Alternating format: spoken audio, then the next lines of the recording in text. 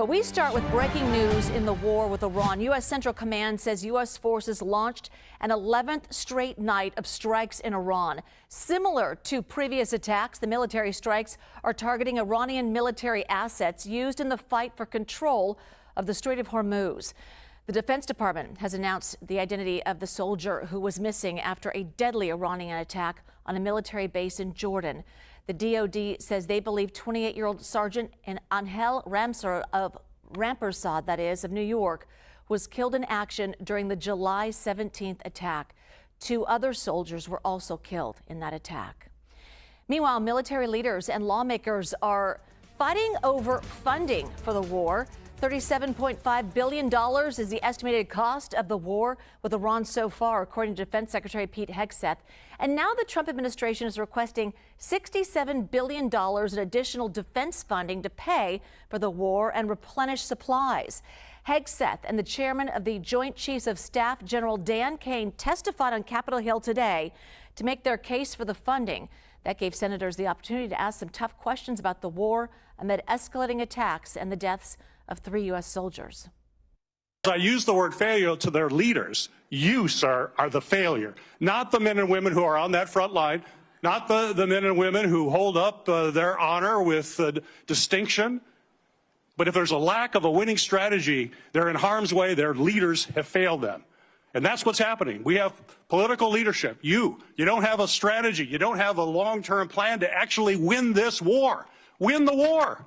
The men and women are going to be able to do it, but they need to have leadership. When will you show leadership? When will you show leadership? Why don't you show some leadership and stand up to your fellow Democrats who won't fund the troops, who stand and play partisan politics while you don't give us the money? You want to stand up here and talk about the troops? You won't show any political courage to actually fund our department because you have Trump derangement syndrome and can't actually commit to anything meaningful. So I put this on you, Senator. Secretary Hegseth, you have trillions, you have over $1 trillion. You're asking for $1.5 trillion.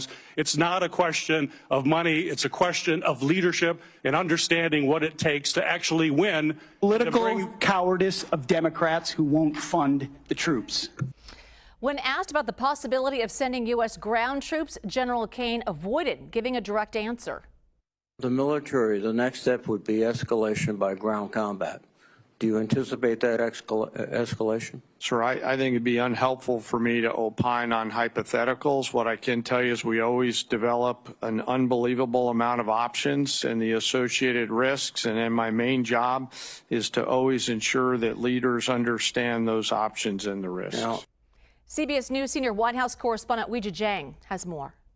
For the 10th night in a row, back and forth strikes between the U.S. and Iran lit up the skies. While Iran shows no signs of stopping attacking U.S. bases in Kuwait and Jordan, today President Trump insisted the regime is eager for an end to the war. You don't know what the dialogue is behind the scenes, that they want to meet desperately to try and end it because they're getting decimated. But the conflict is costing American lives. The president is soon expected to attend the dignified transfer ceremony for 3 soldiers killed in the region last week. Democrats said U.S. troops are dying because of the administration's negligence. They didn't have to die. They died because Donald Trump and his rubber stamp Republicans entered a war of choice with no strategy, a lack of defensive munitions, and a lack of planning. With gas prices again on the rise, a new threat from the Iran-backed Houthi rebels in Yemen, who say they could block Saudi oil from transiting another critical waterway and further disrupt global energy markets. The cost of the war is also ticking up. Defense Secretary Hegseth today put the price tag at $37.5 billion. Those sources tell CBS News it's much higher. Hegseth clashed with Senate Democrats. You, sir, are the failure. When will you show leadership? When will you show leadership? Why don't you show some leadership and stand up to your fellow Democrats who won't fund the troops, who stand and play partisan politics while you don't give us the money? Today, President Trump also said he would target Iran's Pickaxe Mountain, seen here in satellite images. It's believed to be the site where the regime moved thousands of centrifuges after U.S. strikes hit their main nuclear sites last year. I want to bring in Noah Robertson, the national security reporter for the Washington Post. So, Noah, we heard the back and forth, some fireworks today. What stood out to you from the hearing? I think incredible tension between the Secretary of Defense right there, as you saw with Senator Gary Peters and Congress, which he will rely on along with the rest of the Pentagon to provide this additional money, in part to fund the Iran war and the costs related to it. I think there's just an incredible amount of tension between the two sides right now. Yeah, we obviously saw that. Case in point, ultimately, it was Pete Hegseth's task today to defend the Trump administration's request for additional defense funding. Was it successful?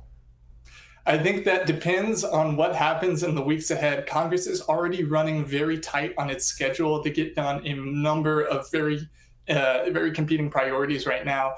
I think the secretary came in with a job to try to reassure Republicans who are on the fence and also to try to sway over reluctant Democrats to spend more money on this war when it's already very unpopular with voters in their base.